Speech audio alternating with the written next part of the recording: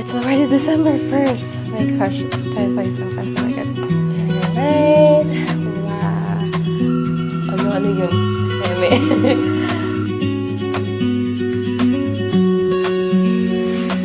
And this is my friend. Woo! Date was sweet! Finally, nakabalik tayo.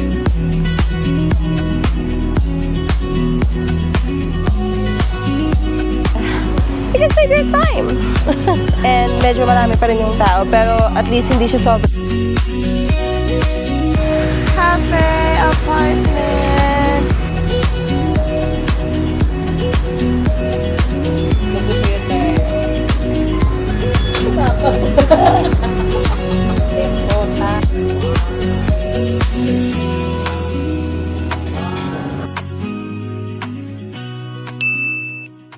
Hello everyone, welcome back to my vlog.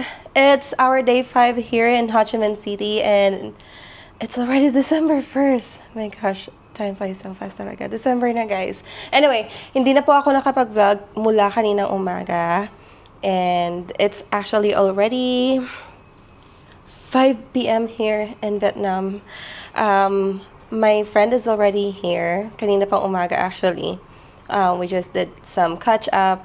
And then nakapag-grocery na din kami. So, we already moved here in our Airbnb. It's located at District 3. Ililink ko na lang or ipopost ko sa baba yung buong address for your reference and yung mukha ng Airbnb. And now, as I promised, we're gonna do a very quick room tour. So, let's go! Alright. Wow. So, this is the living room. Ayan. And then, may balcony tayo dyan. I think pwede dito magmuni-muni. Ayan. It has a city view of District 3. And then, meron tayo ditong couch. Center table. Malaking TV. Hindi ko na alam yung inch niyan. Ayan. Ang ganda. And, sige, close muna natin ta. And then the kitchen. We already have a microwave, rice cooker, yung lutuan. And of course, they have cookware. So, pwede ka magluto talaga. Like, ito yung gusto ko sa Airbnb. And you also have utensils. Ayan. Hindi yan kasama guys ha. Ginousary namin yan. Ayan. The sink. And then, wow! Akala mo naman sasama. Hindi binili namin yan guys. So, they have a very big refrigerator. And this is the dining area. Ayan. Sobrang social. And, diba? 5 hours pa lang kayo magkakasama niyan. First budol. So, it's good for 4. So, this Airbnb is good for 4. Dining area. Meron ditong paglalagyan ng shoes. And, yes, the sleepers are good for 4. Ayan. So, ayan. Ganyan kaganda yung living room and kitchen area. And this Airbnb has 2 bedrooms, 2 bathroom. So, we're gonna do, yeah, this is gonna be my room. It has a queen size bed. Ang ganda niya, guys. And it also has a balcony with a city view. Ayan. And my room has a closet. Ayan. Sorry guys, hindi ko na siya mabuksan. But again, yes. Pwede ma-open yan. Closet natin yan. And then, this is gonna be the bathroom. Ano yun? Eme. Yung ano pala, exhaust. Ayan. So, ang ganda ng bathroom. Yan. May mirror tayo dyan. Ayan. And then, the toilet. Ang ganda. Yan ang bathroom niya. And, well, ito yung another bathroom. So this is for my friend. Hindi ko yan gagalawin. And then, this is gonna be the second room. Ayan. May queen size bed din siya, guys. So, sobrang ganda. And then, look at that closet. Back closet pa lang. And, ayan, may closet din dyan. May parang, hindi ko na anong tawag dyan, pero pwede siya magmuni-muni dyan. And, may, din siya. Ay, hindi ko na ma-open. But, yes. Wow! Look at that view, guys. Ang ganda. For sure, mas maganda to pag gabi. Diba? My gosh, look at that. And, guys, the room has its own aircon. Split-type aircon. So, yung room na to, ng friend ko may aircon. Yan. Yung room ko may aircon and ito yung ano. Pinaka main aircon. Di ba? This is good for 4 to 6 people. So, I highly recommend if 4 or 6 kayo group, mag-Airbnb kayo. Yeah, that's it. And I'll share later. Or maybe tomorrow. Or yeah, later actually. I'll share how much is the total cost of this Airbnb. See you guys on the next one. Alright guys, so as I promised, i-share ko sa inyo if how much yung binayaran namin sa Airbnb. And for how many nights. So here, the total bill we paid is, wait, why? Okay, so it's 22,184 and 32 cents. That is already for from December 1st up until December 7. So that is 6 nights. Right. This Airbnb is good for 4 to 6 people. So, if 4 kayo or 6 kayo, you guys can save more kasi marami kayong maghahati-hati. Sa case namin, gusto lang namin i-try yung Airbnb and my friend, kasi mahilig siya magluto. So, naghahanap kami ng pwedeng siya magluto and all. So, yeah, that's it. I really love it. Sobrang spacious niya. Sobrang ganda. I highly recommend if marami kayo, go with Airbnb. If not, go with hotel via Klook, via Trip.com, or whatever platform you guys are using. That's all for now or for today. This is gonna be a short video for our day 5. Medyo napagod lang kami. Medyo traffic kasi today, tsaka sobrang init. So, I'll see you on the next one. Have a good one, guys. Ciao!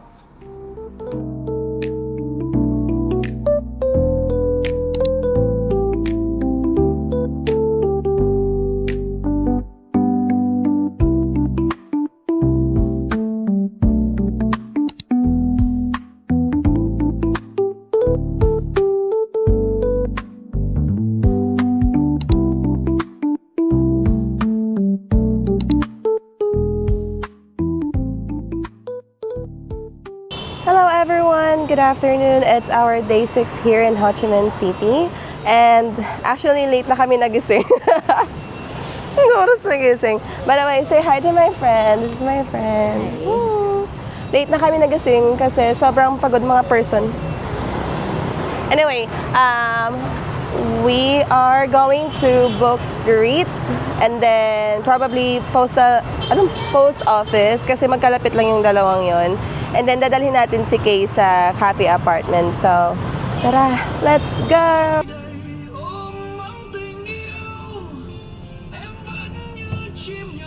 Alright guys, we are here at Book Street.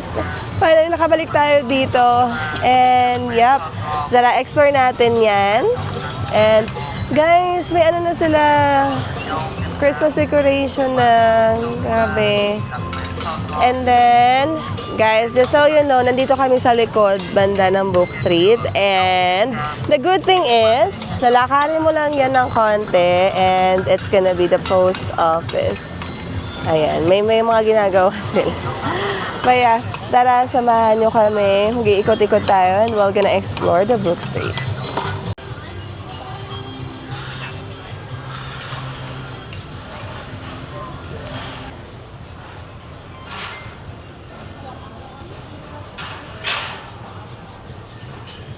It's already 4:21 and I think mas maganda yung ganitong oras kasi hindi siya sobrang init, no? Okay lang, chill-chill lang, oo. And makakapag-picture ka pa din naman ng aesthetics, so yeah. Ayan guys, tignan nyo. Ganyan sila. And then that is already like a coffee shop. Yan. Book cafe. Ayan. And then sa harap nito, kasi tayo dumaan sa likod. Likod yon. And then I think this one is yung harap. Tapos may mall dyan. It's M Plaza Saigon. So mall yan guys. Saan? Hindi.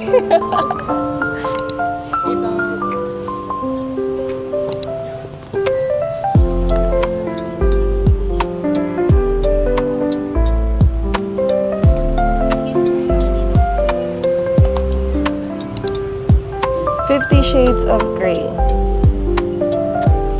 Nasa 80,000 lang siya. Alam mo, kapag mahilig ka sa libro, do you think yun yung may... Ito yun.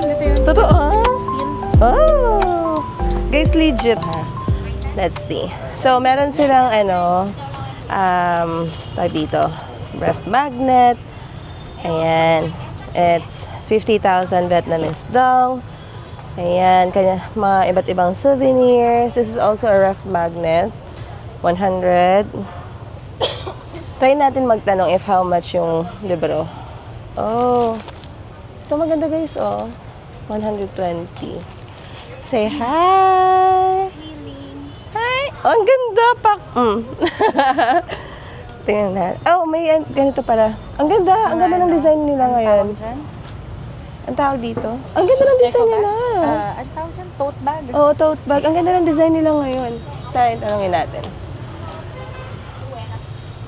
Hello. Hello. Hi. Oh, how much? It is 90,000. 90? Okay. Yeah. Oh, there you go. Yeah. Come on, yeah. I thought 90,000, guys. And then, ayan yung mga books nila. Of course, it's more on Vietnamese books. Ayan, katulad nito. This one. Oh. Oh, ba, mura lang siya. 20,000, guys. 20,066 pesos. Mga ganun. Magaling yan sa mat.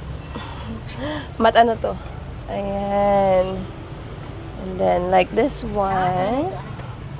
Okay, natin have how much? It's 100,000 Vietnamese dong. Ayan. So, sa mga mahihilig sa books, guys, I highly recommend to visit Book Street. Ito, try natin yung mga malalaki. No? Oh. Oh, 100 lang. Ang kapal na nito, oh.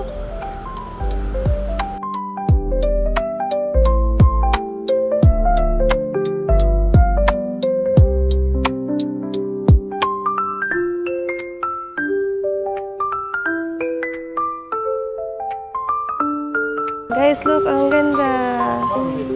Wow. Nice. Wow, ang ganda, oh. Ano to? Parang pwedeng bilhin. I think pwede siyang bilhin. Ayan. So, sabi, made from real flowers, preserve the Japanese colors, stabilizing technology, no watering, no fading, beautifully lasting for over 12 years. Oh, so parang artificial siya, pero parang hindi. Ano? Totoo siya, be. Tapos, ginamitan ng technology ng Japan. Wow. Hindi siya mabubulok. Good for 12 months. Wow, ang galing. Ayan, ang ganda na ito, oh. Hindi ko nalagay sa home.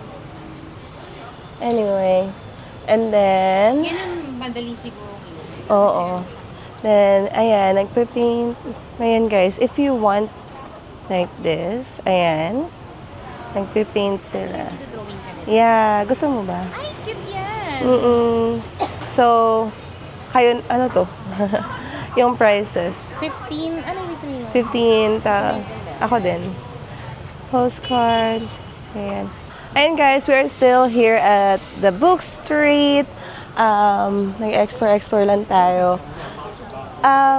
Na-notice ko hindi pa rin hindi nagmamahal or nag-iiba yung prices ng mga books compare last year.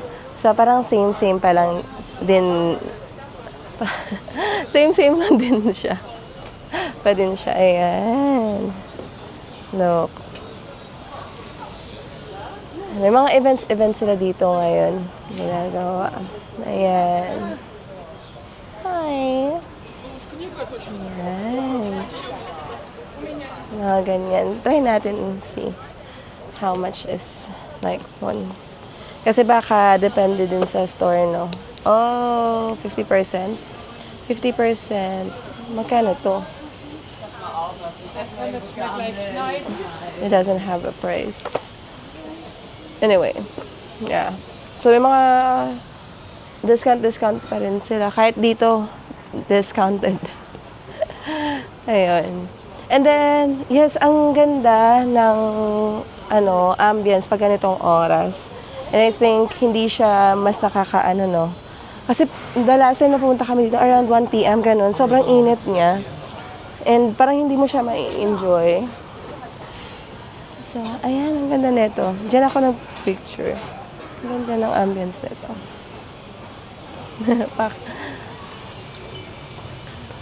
Actually, nagugutom na ako, pero may pinagawa yung friend natin, so antayin natin siya. And then, yung book street from our Airbnb, parang nasa 20 minutes lang siya. Ang bilis lang namin, even though may mga traffic pa din, no? Since December na, may binibenta din silang decoration for Christmas. Ang ganda. Guys, take note pala. So, pag pumunta pala kayo sa mga parang ganitong pasyalan, no, or let's say, mga post office or mga church or something, may iba na nag-offer na isuot mo yung parang Vietnamese cup nila. Asan ba yun? Or nag-offer na bilhin. Just in case na parang ayaw mong bilhin, parang i-offer nilang isuot mo. Wag po. Kasi may iba na sisingilin ka nila. Tapos hahabulin ka talaga para magbayad ka lang. So don't. If you want, you can go to like a shops to try that Vietnamese hat.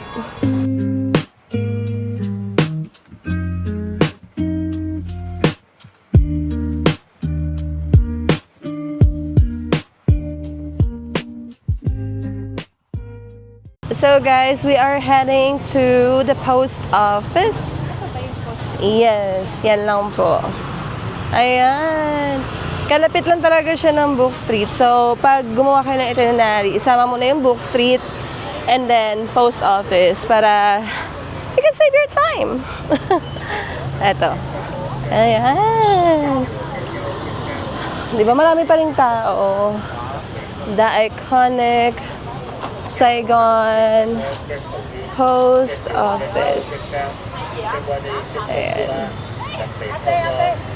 So, it's currently 5:10 in the afternoon and medyo marami pa rin yung tao pero at least hindi siya sobrang init. So, tara. Ayan. Let's go!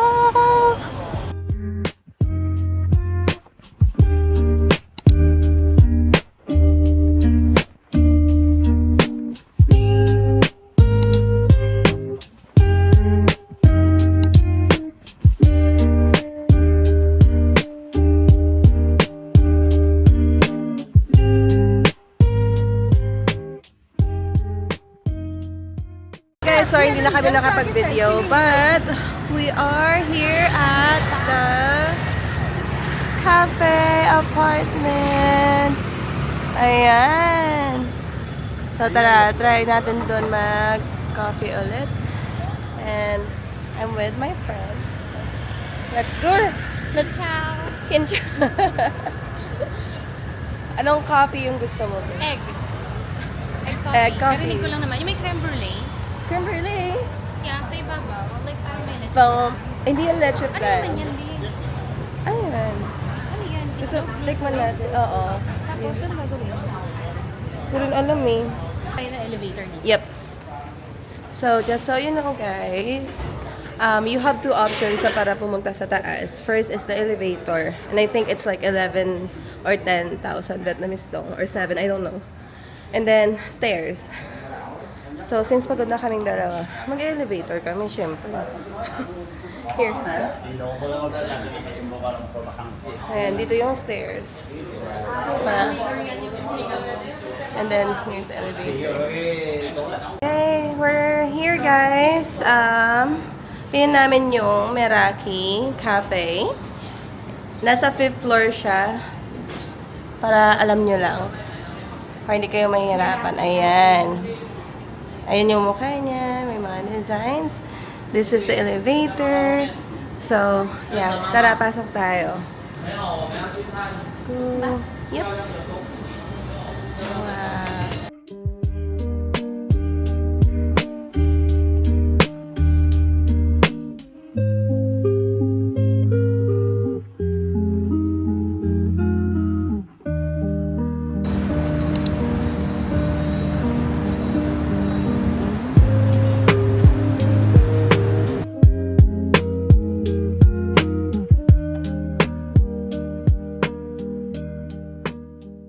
Alright guys, so we are currently at Meraki Cafe.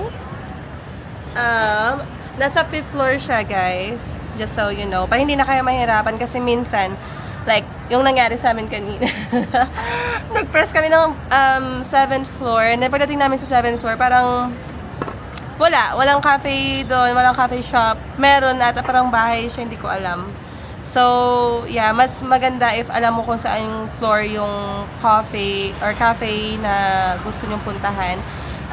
Cafe or Meraki Cafe is one of the best din dito sa Cafe Apartment. So, you should try. And then, for some reason, gusto ko sana mag-picture-picture dyan si K.O. sa baba. Or gusto ko sana magkuha ng picture. Pero, may event sila ata, or this is a decoration for upcoming Christmas na, no? I think so. Kasi ganyan din nangyari last year. So, again, it's already December 2. Just a heads up sa mga pupunta dito ng December 1st, 2nd, ganon, and up.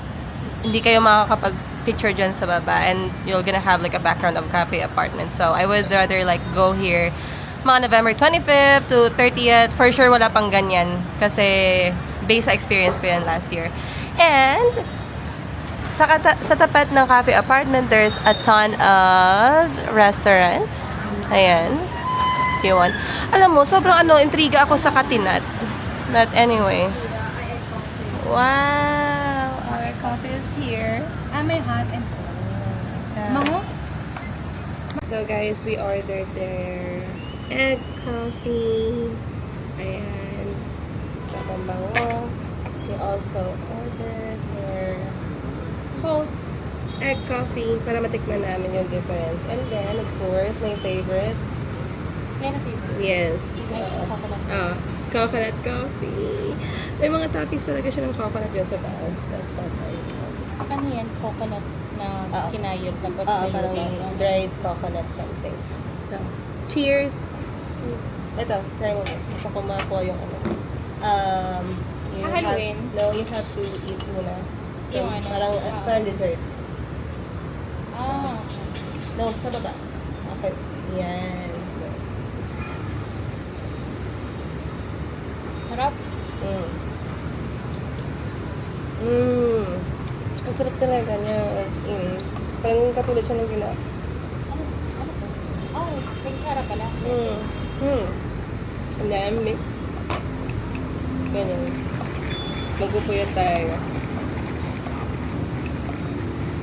So, ano ako, magtatrabaho? Saan? Living room. So, magkakaroon ka.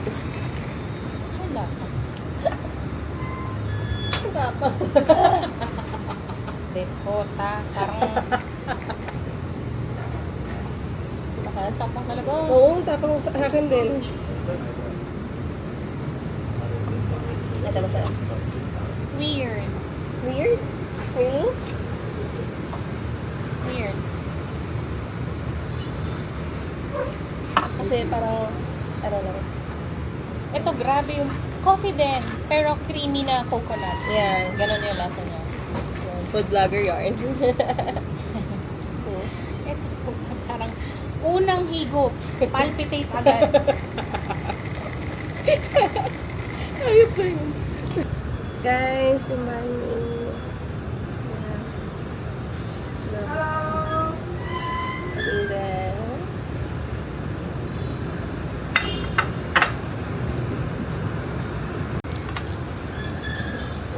wow.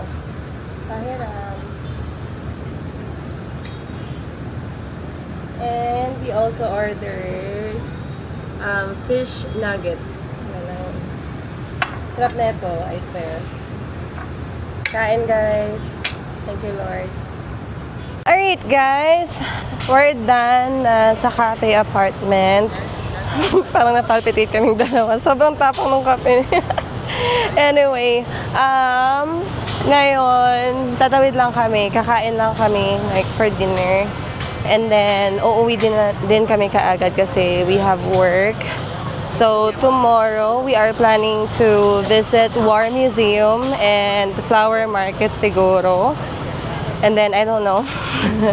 But anyway, thank you guys sa pagsama. I hope you enjoy. And I think that concludes our day 6. And I'll see you guys on the next one. And ciao! Ciao!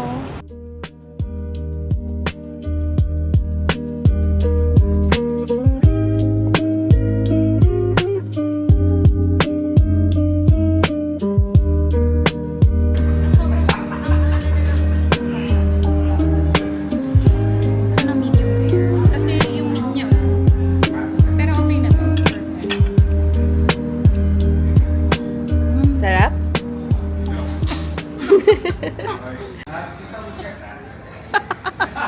Paano yung bill? Haba ng bill namin. Sa ako